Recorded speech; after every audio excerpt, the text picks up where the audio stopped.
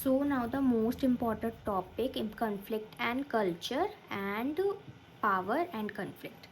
So सबसे पहले conflict का मतलब क्या होता है? बेसिकली conflict का मतलब होता है इट मीन्स अ डिसएग्रीमेंट और क्लैश ऑफ ओपिनियंस और गोल्स और वैल्यूज़ बिटवीन पीपल और ग्रुप्स। मतलब एक पर्टिकुलर इंडिविजुअल को किसी और की जो सामने वाले की बात है उससे वो डिसाइड ही करता है, तो क्लैशेस ऑफ ओपिनियंस हो जाते हैं, गोल्स को लेके भी हो जाते हैं और वैल्यूज़ को लेके भी क्लैशेस हो जाना, क्योंकि सबकी ओपिनियंस ऑफ कोर्स अलग अलग होती है। ठीक है, ये it happens when two people want different things और थिंक डिफरेंटली।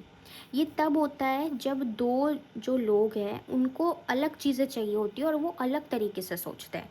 कल्चर का मतलब होता है it means the shared values, beliefs, behaviours and practices of a group of people. हर एक बंदा अलग अलग कल्चर से होता है, तो उनके वैल्यूज़ अलग होते हैं, उनके बिलीव्स अलग होते हैं, उनका बिहेवियर अलग होता है, उनकी प्रैक्टिसेस अलग होती है। ठीक है, तो ये बताता है कि कैसे एक पर्टिकुलर इंडिविजुअल बिहेव करता है, कैसे कम्युनिकेट करता है and what is acceptable and what is not acceptable, तो वो अपने कल्चर से सीखता है। ठीक है, अब रिलेशन क्या है कन्फ्लिक्ट और कल्चर के बीच का, कि कल्चर का कन्फ्लिक्ट से क्या रिलेशन है। ठीक है, कल्चर स्ट्रांगली इन्फ्लुएंस करता है हाउ कन्फ्लिक्ट स्टार्ट्स, कि कैसे कन्फ्लिक्ट स्टार्ट होती है और कैसे लोग उस कन्फ्लिक्ट के ऊपर रिएक्ट करते हैं और कैसे वो कन्फ्लिक्ट फिर सॉल्व होती है। ठीक है, different culture have different ways of handling conflict. अगर डिफरेंट कल्चर है सबका, तो सबका अलग अलग तरीका होगा एक पर्टिकुलर कन्फ्लिक्ट को, डिसएग्रीमेंट को हैंडल करने का। कुछ कल्चर होती है जो कन्फ्लिक्ट को अवॉइड करती है, पीस फोकस्ड, शांति चाहिए, अवॉइड करो सीधा। सम कल्चर्स ओपनली डिस्कस प्रॉब्लम्स, वो ओपनली डिस्कस करती प्रॉब्लम को, यार मुझे ना ये प्रॉब्लम है, तो डायरेक्ट कम्युनिकेशन करती है। सम कल्चर्स रिस्पेक्ट सीनियरिटी, उन्हें वो रिस्पेक्ट करती है सीनियरिटी को, यानी कि हायर को, सामने वाले की बात को रिस्पेक्ट करती है। ठीक है, आपका जो मानना है ओके, मान लिया हमने। सम कल्चर्स ट्रीट एवरीवन इक्वली, और सबको इक्वली ट्रीट करती है कुछ कल्चर, जैसे कि ओपन कम्युनिकेशन, कि तुम भी बताओ अपनी बात, तुम भी बताओ अपनी बात, क्या प्रॉब्लम है दोनों को, ऐसे। तो वाई कल्चर कॉजेज कन्फ्लिक्ट, क्यों कल्चर की वजह से कन्फ्लिक्ट होता है। सबसे पहले तो डिफरेंट कम्युनिकेशन स्टाइल। कुछ लोग जो होते हैं वो डायरेक्टली बात करते हैं, लेकिन कुछ ऐसे होते, बट जो अदर्स स्पीक पोलाइटली इनडायरेक्टली, कुछ ऐसे होते हैं जो इनडायरेक्टली बात करते हैं।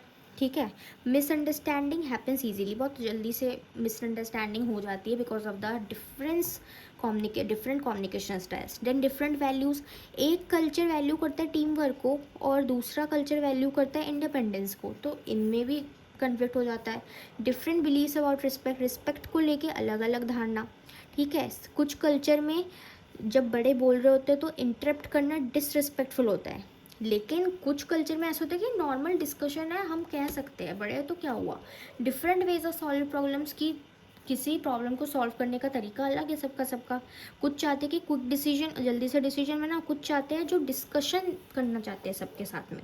ठीक है, तो रियल लाइफ एग्जांपल ले ले तो a manager from a western culture से एक मैनेजर है, वो एम्प्लॉय को बोलता है कि तुम्हें अपना काम इम्प्रूव करने की ज़रूरत है, डैट इज़ डायरेक्ट कम्युनिकेशन। अब जो एम्प्लॉय को उसने बोला वो एशियन कल्चर से, वो दूसरे कल्चर से है, उसको इंसल्टेड फील हुआ कि इसने मुझे ऐसा क्यों बोला कि तुम्हें इम्प्रूवमेंट की ज़रूरत है। ठीक है, बिकॉज वो एक्सपेक्ट करता है कि वो फीडबैक पोलाइट और इनडायरेक्ट वे में दे, डायरेक्ट नहीं इनडायरेक्ट वे में दे। अब वो डायरेक्ट कम्युनिकेशन फॉलो कर रहा है, उसे इनडायरेक्ट वे में चाहिए, तो ऐसे कन्फ्लिक्ट हो जाते हैं।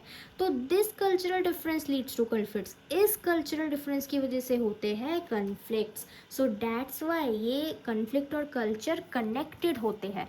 जब अंडरस्टैंडिंग अदर्स कल्चरल वैल्यूज़, जब भी हम दूसरों के कल्चरल वैल्यूज़ को अंडरस्टैंड करते तो वो हेल्प करता है रिड्यूस करने में मिसअंडरस्टैंडिंग, और क्रिएट करता है कि हेल्दियर वर्क एनवायरनमेंट क्रिएट करने में।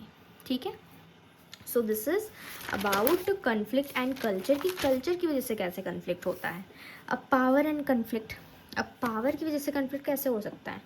सो पावर का मतलब होता है person's ability to influence others, कि एक पर्सन की एबिलिटी कि वो कैसे दूसरों को इन्फ्लुएंस कर रहा है या फिर कंट्रोल कर रहा है रिसोर्सेज को और डिसीजन ले रहा है, और उसका बिहेवियर XYZ। ठीक है, कन्फ्लिक्ट ये एक डिसएग्रीमेंट है बिटवीन इंडिविजुअल्स और ग्रुप। कन्फ्लिक्ट ऑफ कोर्स एक डिसएग्रीमेंट होना, एक से मतलब एक जो सामने वाला बंदा है दूसरे वाले बंदे से किसी ओपिनियन को लेकर डिसएग्रीमेंट है, उसका मतलब वो नहीं पसंद कर रहा है। रिलेशनशिप क्या होता है पावर एंड कन्फ्लिक्ट का, पावर एक मेजर रोल प्ले करता है कि कैसे एक कन्फ्लिक्ट स्टार्ट होता है और कैसे ख़त्म होता है।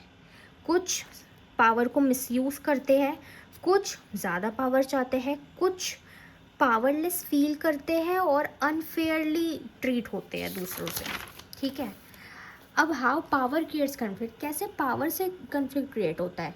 एक तो unequal distribution of power, when one person has too much control so others feels dominated.